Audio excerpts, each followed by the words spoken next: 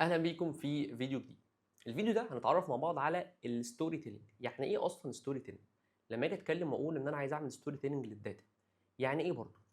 الستوري تيلينج هي بكل بساطه مهاره انت بتكتسبها من الممارسه ومن الفهم العميق للحاجه اللي انت محتاج توصلها.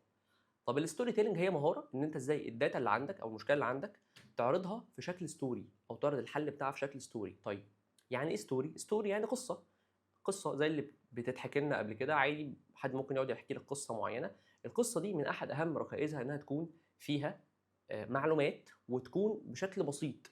التنقل ما بين القصه سهل عليك ان انت كشخص متلقي للحاجه اللي انا بقولها انها تبقى سهله وبسيطه عليك. فالستوري تيلينج هي مهاره لا غنى عنها لاي شخص شغال في مجال الداتا، خاصه او سبيشاليزد اكتر الداتا اناليست والبزنس انتليجنس انجينيرز او اناليست. مهم جدا ان هم يعرفوا يعرضوا الداتا في شكل ستوري او يقولوا الداتا في شكل ستوري. فيعملوا حاجه اسمها ستوري تيلينج، ان ازاي ان انا اوصل المعلومه او من خلال الداتا اطلع بمعلومه، المعلومه دي اوصلها في شكل ستوري بشكل بسيط وبشكل سيمبل، يخلي المتلقي اللي قدامي او الاودينس بتوعي مهما كان المايند سيت بتاعتهم يفهموا اللي انا بتكلم عنه، ويبداوا ان هم يعرفوا احنا فين او احنا محتاجين نعمل ايه او ايه المشكله او وات ايفر البروبلم اللي احنا بنحاول نحلها او بنحاول نقدم لها حلول من خلال الستوري تيلينج بتاعنا. طيب لو جينا نشوف مع بعض السلايد دي، لو انا عندي ستوري، تمام، او لو انا عندي داتا، لو انا عندي بيانات، جدول مثلا اكسل البيانات فيها مثلا مبيعات، فيها ترانزاكشنز، فيها فواتير، فيها مثلا بيانات خاصه بالموظفين وات ايفر.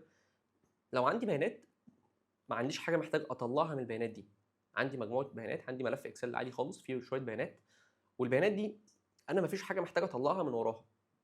فلو جينا نبص هنا، داتا without a story is inferior. يعني الداتا من غير ستوري، من غير حاجه محتاج اوصلها من الداتا دي، فهي ملهاش لازمه. او بيانات موجوده عندي خلاص انا مش قادر اطلع منها بمعلومه، مش قادر ان انا اخد قرار منها، مش قادر اطور، مش قادر اشوف هل في مشكله ولا لا، مش قادر اشوف هل في ديفلوبمنت او فرصه للتطوير ولا لا. فالداتا من غير ستوري او من غير فكره او من غير حاجه محتاج اوصل لها، سواء كانت مثلا ديفلوبمنت، تطوير في حاجه معينه، سواء كان مثلا معالجه مشكله معينه وات ايفر، انفيرير، يعني ملهاش معنى، ملهاش لازمه قوي. تمام. وعلى العكس، لو جينا نقول الستوري without data is not impactful. يعني الستوري من غير الداتا is not impactful، مش مفيده. يعني مثلا انت عندك فكره، انت عايز تعرف انت ليه بتخسر. طب انا ما عنديش داتا، ما عنديش حاجه تقول لي انا ليه بخسر، او ما عنديش حاجه اعمل عليها بروسيسنج او اعمل تعديلات عليها عشان اعرف اوصل لسبب يقول لي ان انت بتخسر بسبب كذا. فبالتالي الستوري من غير الداتا برضه ملهاش معنى. الستوري دي ممكن تكون ايه؟ ممكن تكون تطوير، يعني ممكن تكون مثلا انت عايز تفتح برانش جديد، او عايز تفتح مثلا او تعمل ديفلوب لمنتج جديد. طيب المنتج ده لازم تعرف بشكل كويس المنتجات اللي زيه او اللي شبهه هل الناس بتتقبلها ولا لا. طب هتعرف ده منين؟ من الداتا اللي عندك. لو انت مثلا فاتح ستور معين، فعندك الداتا بتتخزن عندك، تقدر تعرف العملاء بيحبوا المنتجات اللي شبه اللي انت عايز تعمله ولا لا. تقدر تحلل تشوف السعر بتاعها هكذا. فمن غير الداتا، فمن غير الداتا الستوري برضه ملهاش معنى.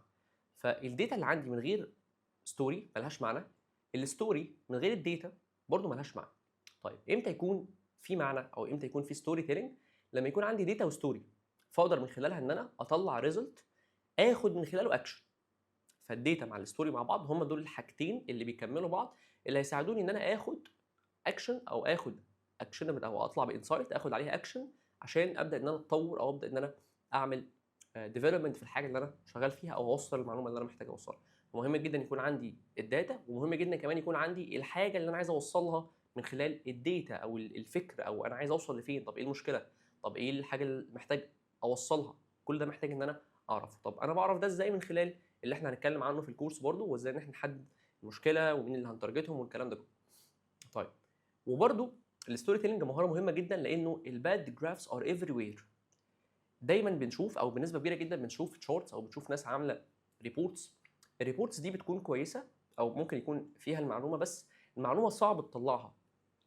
لو جينا نبص هنا، احنا عندنا مثلا هنا تو تشارتس، كل شارت منهم الشارت ده ممكن يكون بسيط شويه، لكن الشكل ده صعب ان احنا نفهمه.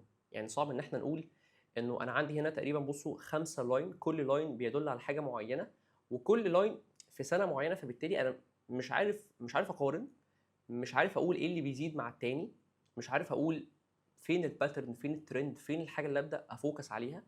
فصعب بالنسبه لي ان انا ان انا اوصل لحاجه زي كده. هنا محتاج ان انا اعمل ايه؟ محتاج ان انا اروح ابص على اللون. طب لو في اكتر من درجه لون شبه بعض هيبقى صعب عليا ان انا اشوف ايه الكبير او ايه الصغير.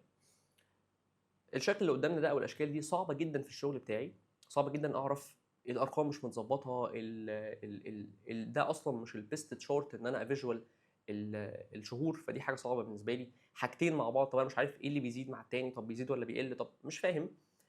هنا برضو يعني حاجه صعبه جدا في الشغل بتاعي. فالستوري تيلينج مهاره هتساعدني ان انا هنا برضو زي ما احنا شايفين، المهاره هتساعدني ان انا اختار البيست فيجوال الصح اللي يساعدني اوصل المعلومه صح. ودي سكيل مهمه جدا، يعني مهما اتكلمت فيها، مهما اتكلمنا عنها، ان انت او لما من التعامل مع بتاعكم، او لما تيجوا تتعاملوا مع ستيك هولدرز او مع سي او او اكزيكتيفز، مفيش وقت ان انا اقعد اقول والله، او مفيش وقت ان انا اقعد اشرح له واقول له. هو مجرد ما بص على الحاجه، لو الحاجه ما وصلتلوش على طول فهو خلاص، انت بالنسبه له كارت محروق.